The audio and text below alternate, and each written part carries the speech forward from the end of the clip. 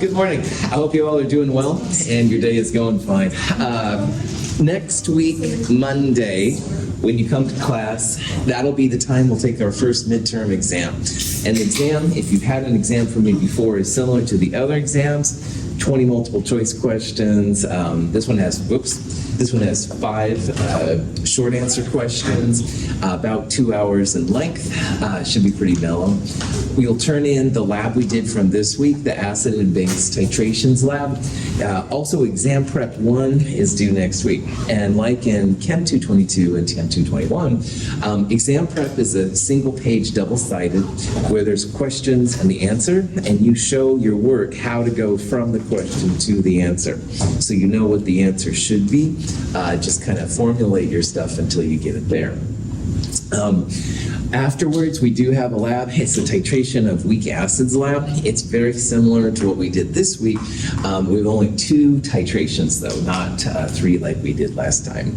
And it should be a lot better and stuff to take care of business. When you get your exam back the following week, it'll have a summary sheet on the end saying how you're doing in the class. Look at that, make sure that the grades I have entered are the grades you actually got. If you're missing a lab, turn in your lab, stuff like that. Any questions, that kind of stuff? Okay. So at the end of Monday, we left off with this problem right here, and you're welcome to do it if you'd like to, but I'm basically just going to kind of show you here how this works. This is a kind of a question where you have multiple equations and you combine them to give an overall equation. And when I see a problem like this, and we've seen them with Hess's law, and we've seen them in kinetics when we combined equation mechanisms and stuff, what you want to do, what I would do, you're looking for things that are similar on the same side. So what I mean by that is nickel 2 carbonate is only in this one spot. And in the desired reaction, we only have nickel 2 carbonate as a reactant. So what that tells me and you now is that you want to leave this equation alone. All right, you don't want to mess with anything there because you need nickel 2 carbonate as a reactant. All right, like the carbonates, a couple places and stuff. So that one's harder to see, but it's usually a solid or a liquid, something weird looking. Nice science term. Anyway, this one right here is a little bit different though. But again, what I would try to do is look for one thing which is kind of unique. And to me, hydrogen carbonate kind of stands out here. Now, hydrogen carbonate is a reactant in this expression, all right? But in the desired reaction right here, hydrogen carbonate, we want it as a product. So if you see something like this, all right, then what that means is you have to flip this reaction around. So hydrogen carbonate will become a product, and that's what we want, all right? And so will the water. Hydronium and carbonate will become reactants that way. What do you do to the K value if you flip a reaction around? 1 over K. 1 over K, well done.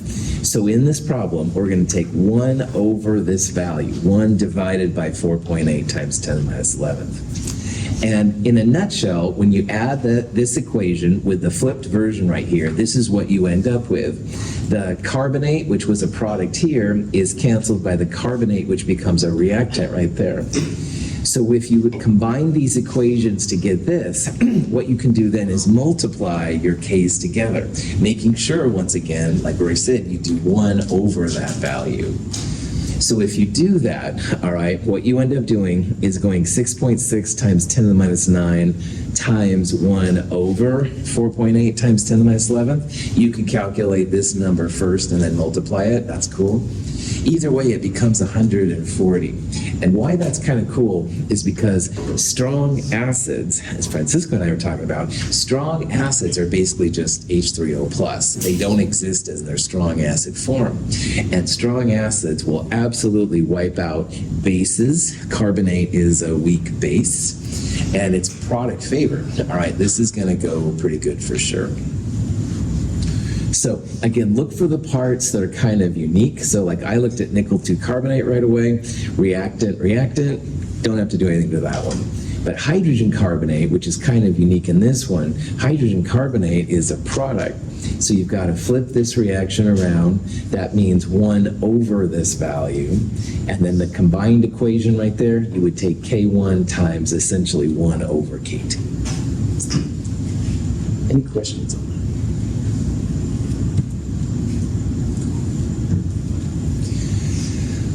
that? Okay. This is amazingly a pretty crazy question. And we're going to do this in steps. And in this question, we've got hydrogen and iodine making HI, Kc 54.3. Now let's go through some basic parts here. K 54.3. Is this going to be product favored or reactant favored? Product, that's right. Anytime K is greater than 1, you're going to end up with more product relative to reactant. And we have these 3 initial concentrations of H2, I2, and HI, and it says find the equilibrium concentrations. Now, if you start this problem off, H2 plus I2 making HI, an ice table is the first step, and the H2 is 0.00623, the I2 0.00414, and the HI 0.0424. All right, and that part isn't a big deal. But the next part is where it gets weird, because H2 and I2, most of the time we assumed they would go down by x, and this would increase by 2x. I forgot to step geometry up there. Nice job. But the problem is we don't really know here if these are negative and this is positive, or it's reversed. Like, are these positive and this is negative? We don't know at this point what the direction of this reaction is going to be. Will the reactants decrease and the products increase? Or will the products decrease and the reactants increase? There's no zero amount here. So what I'd like you to do first of all in this problem is try to do Q versus K, all right? And Q, the reaction quotient, is how chemists would figure this out. They'd see, is it minus x plus 2x? Or is it plus x minus 2x? Q versus K will tell you that. And once you have that, then you can plug in these values, go from K from there and stuff like that. So try here real fast to see if you can figure out what direction this reaction is going to go. Will it go towards the products, which means minus x plus 2x, or will it go towards the reactants, which would be minus 2x on the right, plus x plus x? So I'll give you a few minutes here to figure that out. And then once you do that, we'll talk about how to go on to the next step. So solve for Q.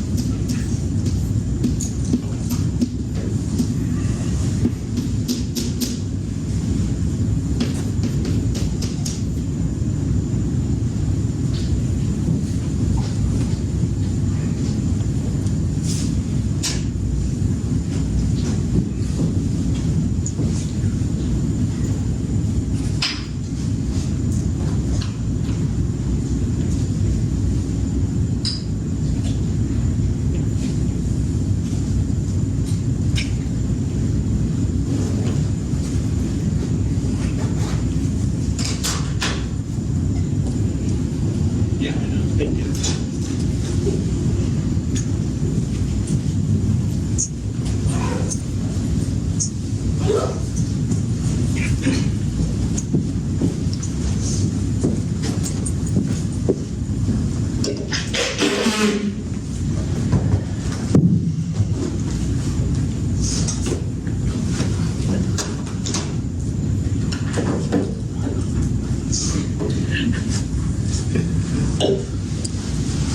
Okay, so finding Q is important in this problem, and the reason why is you are starting with both reactants and products. And most of the examples we've had so far have been missing one piece, and at equilibrium, nothing can be zero. So it was easy in those cases to say, well, hydronium is plus X or something like that. But here, it's difficult to know. So how a chemist would figure this out is you'd solve for Q, all right? And Q looks the same as K. It's going to be HI squared over H2 and I2. The HI is this number, so you put that there and square it. And you would divide by this number and divide by this number. And when I calculated Q, Q came out to be 69.7. Now, once you have Q, you can compare it to the K value, which was 54.3. Q is greater than K. And if Q is greater than K, then Q needs to become more like K, all right? It needs to get smaller. And mathematically, you can do that by either lowering the numerator or increasing the denominator. So what that means here is this reaction has to have less HI and more H2 and I2. So the reaction will shift to the reactants. So on this problem then, what that means is we're going to have plus X and plus X down here because those have to get bigger. And the HI is going to be then minus 2X. We need to take away the HI that's happening here. So questions how we use Q right there to figure that out. That's a little strange. So if it was less than K, it would be the one that's on top minus. Exactly, that's right. Like if we would have had Q of 14, Q would be less than K, and that means then that you'd have to make more products, and so the product part would get bigger, and these two would get smaller. That's right. And if it was equal to Q, it would be no change, just 0, 0. That's right. Then you'd say done, and this reaction is cool, but of course your instructor can't make it that easy. That would be fascist, apparently. So anyway, good, excellent. You're absolutely right. That was a cool question. Okay, so once you know that it's that we have to have more reactants, I use positive X and positive X there and minus 2X, the next thing then you can do is set up an ice table. So I've done this part for you and stuff like that to see what's happening. Now, again, the problem with the first part is we didn't know if this was plus plus minus or minus minus plus, and that's why the Q versus K thing is so cool. This thing is ugly, but it does show up it's a quadratic formula when all is said and done. And if you have a solve button, you can just hit it in there and stuff, which is awesome. When you do a quadratic formula, you get two answers, two roots, all right, two values of X. And in this case, we had a positive and a negative. Are negative masses, moles, ever cool in chemistry, at least right now? No, that's right. Maybe one day in a science fiction future, but not right now. So negative answers are absolutely out. The positive X is what you need. So when you put that X in there, you'll add it to these two numbers, and you'll subtract 2 times X from that number right there. And if you get that then, here's the answers that come out. It comes out to be answer D, stuff like that. Cool. Now, I would not ask you a question like this on the midterm because I'm seeing two complicated parts. First of all, Q versus K is a beast unto itself, and the second part then is going through the quadratic. But it's cool to see both of these, so in case you had a Q versus K question, you know how to handle it. And of course, if you had a root thing, you could do a quadratic and stuff. Bust it up. But I have one more kind of hint to share with you. Any questions on this part right here? I've had students in the past, and no one has to raise their hand, but they're like, oh, they look at a question like this. One way you could get around doing my fancy Q versus K and then quadratic stuff is you could put these numbers in and find a K which is close to 54.3. So for example, this number squared divided by this divided by this. If it came out to be 54.3, that might be a pretty cool way to do it. And if that wasn't 54.3, you could go to this one. And if that didn't give you 54.3, you could go to this one, et cetera, et cetera. The problem with that is that some of these questions are set up so that you would have multiple 54-ish 0.3 numbers as answers, but it is one way. If you get totally stuck, all right, on these kind of things, you can just plug the numbers in and see. You can also check yourself, all right, because the math on something like this is a little crazier. So you get these weird numbers, and they will look weird to me, I'll be honest. This squared divided by these two should give you the K that was given. So these are some kind of ideas just to help you through and stuff. And also just make sure that you understand if your answers are legit or not, all right? The ways to kind of see if you're good to go. Any questions? All right. Here's a question where we have a K and we have a delta H. And it says that the temperature of the equilibrium system is suddenly decreased. What's going to happen to K? So see if you can use that information to see what's going to happen to KC.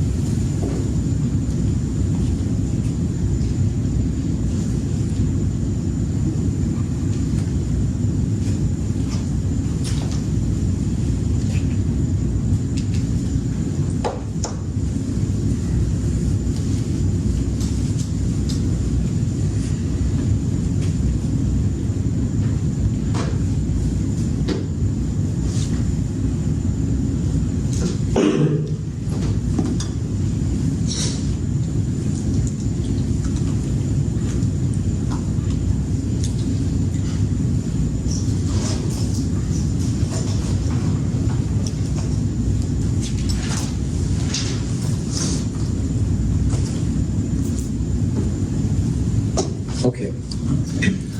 No one picked answer C, which is good. All right. I don't know of any reaction that doesn't change K somehow. It would change the temperature.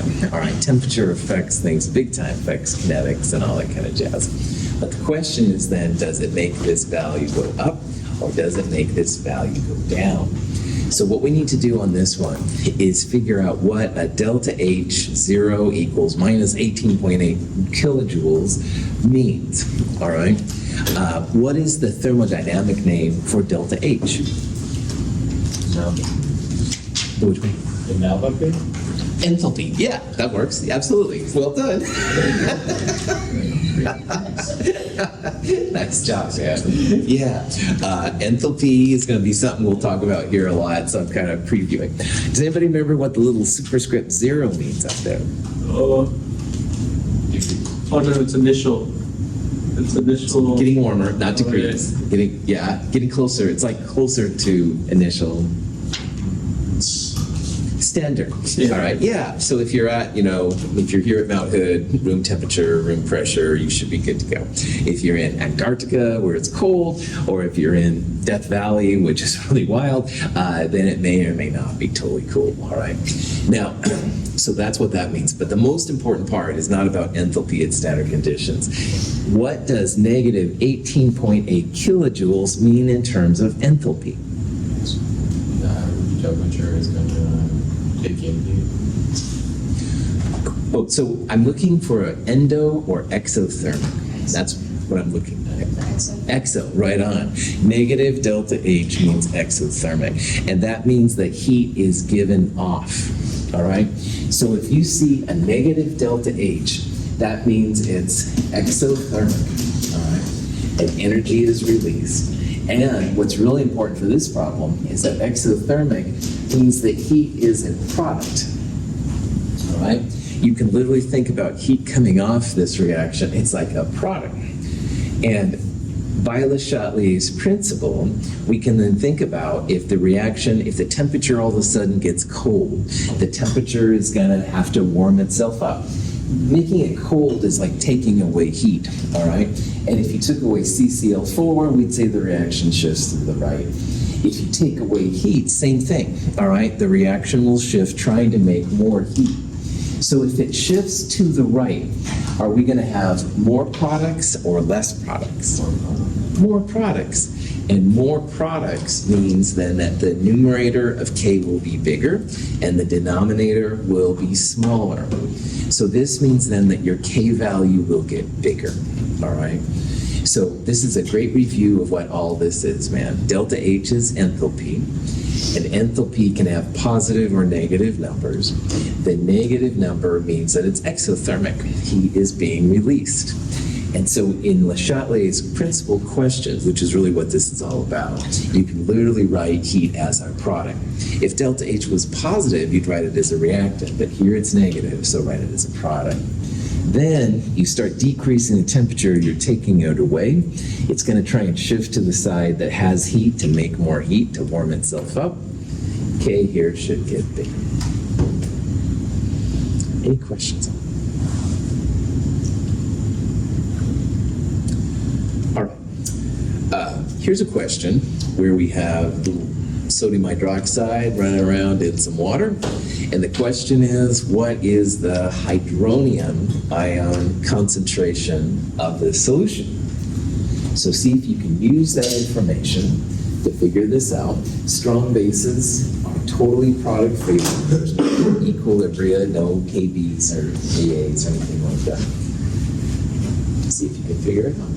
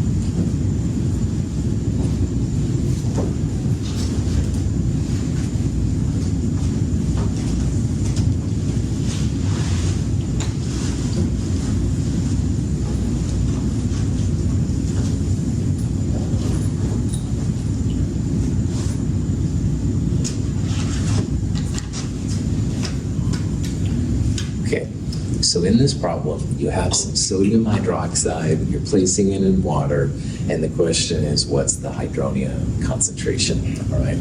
So you want to figure out how many moles of sodium hydroxide you have. So grams divided by grams per mole, so 0.535 divided by 40 will give you the moles. And then moles of sodium hydroxide divided by liters, divided by 1,000, gives you the molarity of your sodium hydroxide. And that number comes out to be 0.134. Is that number the hydronium concentration?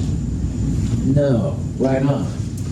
In this problem, it's really important to remember that hydronium and hydroxide are kind of like yin to yang, all right? They're kind of opposites each other. And as one goes up, the other one goes down, and vice versa. And they're related by Kw, which is the only K value you have to know. All right, all the other ones I'll give you, or you can calculate, but Kw you need to have. It's 1.00 times 10 to the minus 14. So when we solve for the molarity of sodium hydroxide, are we solving for hydronium, or are we solving for hydroxide? Hydroxide, you bet. In Chem 221, we talked about how sodium hydroxide in water, sodium dissociates 100%, and you end up with sodium ions and hydroxide ions. And sodium is pH boring. We talked about that earlier. pH boring. It would go in the waste bottle of shame. I'm sorry, Donovan and I have a personal conversation going on about that. But anyway, yeah, okay, prop that back on. You're solving for hydroxide, all right? So when you get this number, which is the 0.134, the final step then is to go Kw divided by 0.134. And if you do that, you get a really, really small number, this 10 to the minus 14 number. There's not a lot of acid when the hydroxide is so dominant, all right? It comes out to be a really, really big number. Now, you don't have to do this problem this way, all right? If you realize that sodium hydroxide is a strong base, you can go 14 plus log hydroxide, which is that 0.134 number right there, to get pH, and then pH, you can go 10 to the power of minus pH to get that number 2. That would be an alternative way to do this, and either way is fine. But just realize that hydroxide is coming from sodium hydroxide, and hydroxide times hydronium equals Kw. Questions? Francisco? Okay, good. Yeah, no worry. All right. We've got H2S and HCN, which are both acids. All right. And we know, and you know now too, that they're acids because I gave you Kas. Remember that Ka always means acid, while Kb would always mean base. So the question is, knowing those values and these two acids, where will this reaction be? Will it be more reactant favored, or will it be more product favored? Spoiler alert, it's not answer D, you can't determine it. But see if you can figure out how to use those values to see if it's more reactant favored or more product favored, or possibly right in the middle.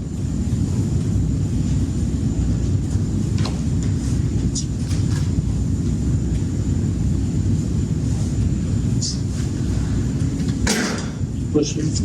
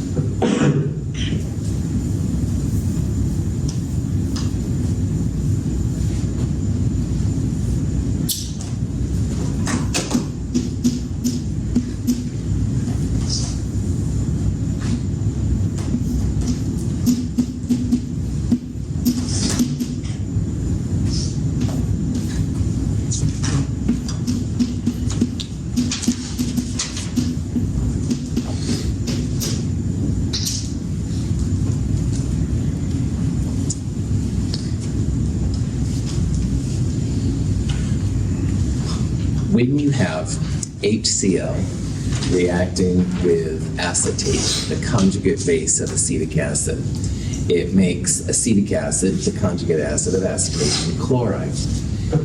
HCl, will this reaction be more on the right, more on the left, or halfway in the middle?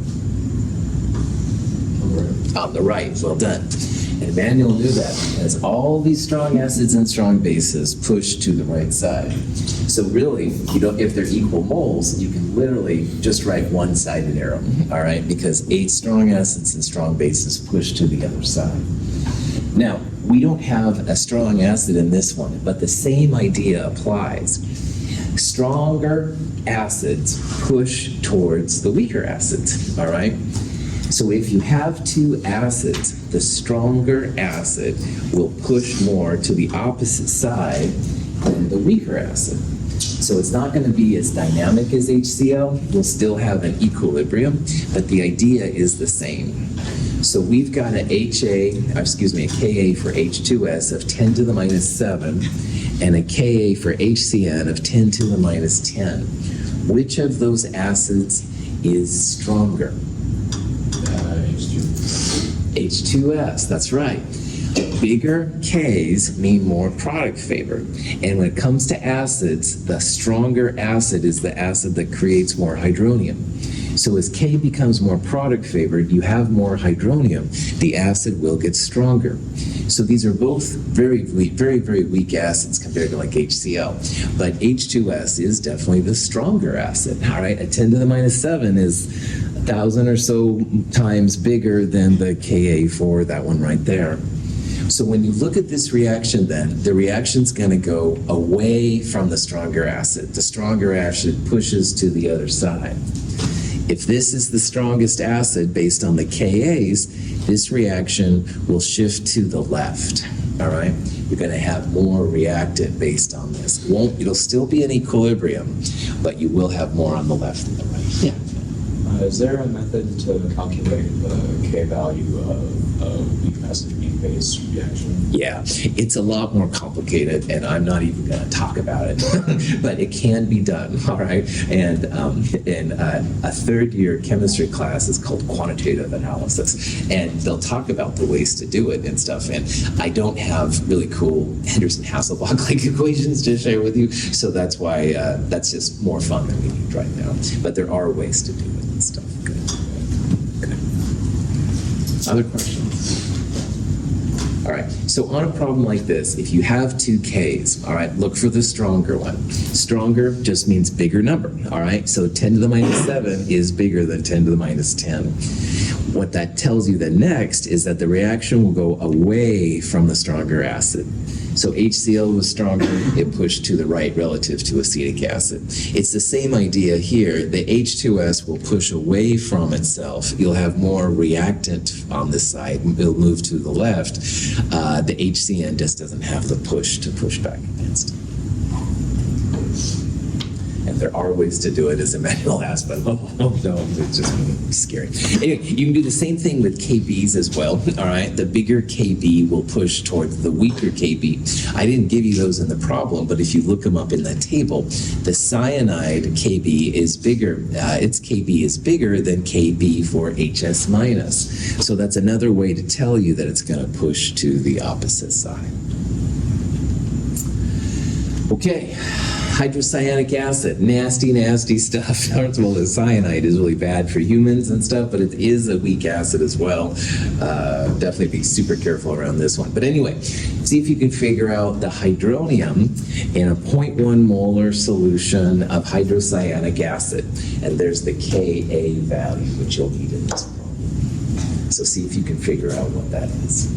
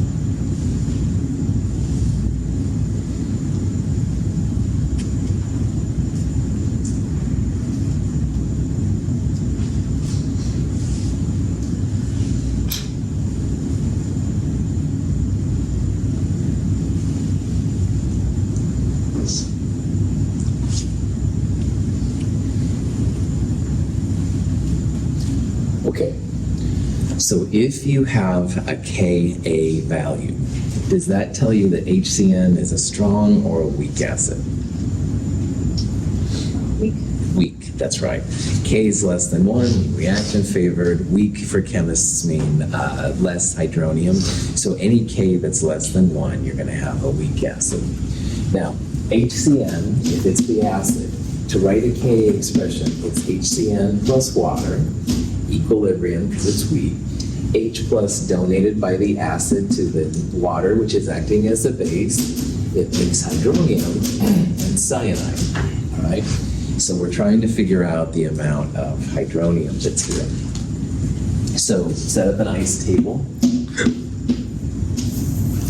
Initially, we have 0.10 molar HCN. Do we have to worry about the water? No, that's right. Liquids and solids pulled out of expression, let's don't worry about water. We don't have any of these to begin with. So in this case, equilibrium, everything has to be greater than 0, no zeros, no negatives. These will go up by x, this will go down by x, so equilibrium 0.1 minus x, x and x.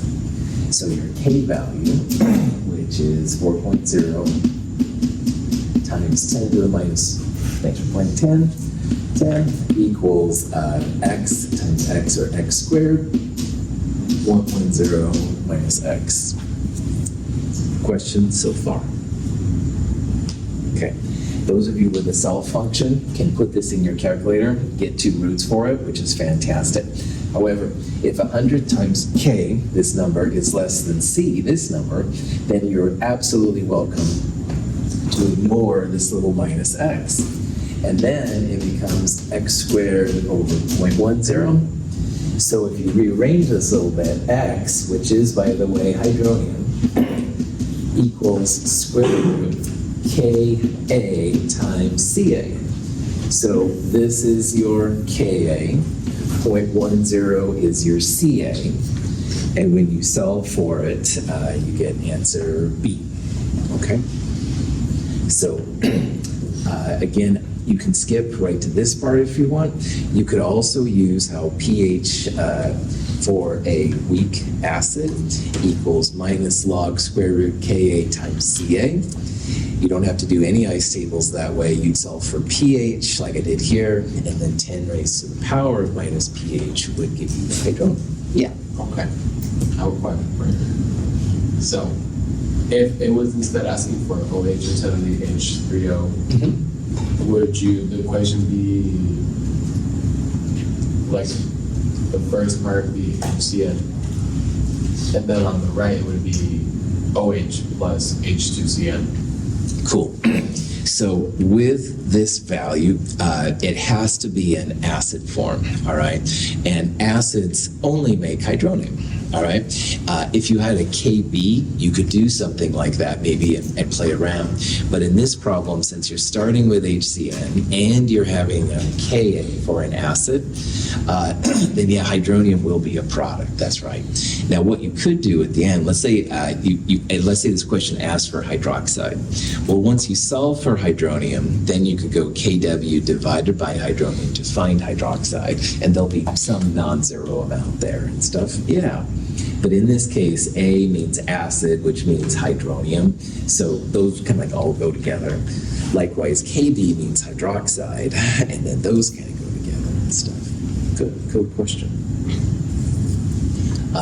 If this would have been a strong acid, then answer E would have been correct, all right? If this was HCl, then we wouldn't have had to worry about any K values, and hydronium literally equals the concentration.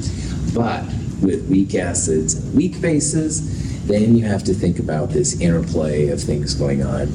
And at the end down here, you can see how hydronium gets equal to square root Ka times Ca. So hydronium does depend on both Ka and the concentration. More concentrated weak acids will have more hydronium, et cetera, et cetera. Any questions on that? Okay. I'll tease you with this question, but I won't go through it right now because I just don't have enough time. This question says we've got a sodium carbonate solution, 0.15 molar, and it asks for hydronium, hydroxide, and pH. It gives you Kb and stuff like that. Now, with this problem, you absolutely could go through and figure out pH for carbonate and go from there, all right? And for carbonate is a base, so you'd use the weak base pH, which is 14 plus log square root Kb times Cb. But if you look at these numbers longer and you think about what it means to mean a base versus acid, you don't have to do any calculations on this problem. So before next Friday, if you have nothing else to do, don't throw tomatoes at me, look at this number. You don't really have to do any calculations here to figure out what answer is valid. So I'll tease you with that. We'll talk about it on Friday. Questions? All right. Have a good day. I will see you on Friday, if not before.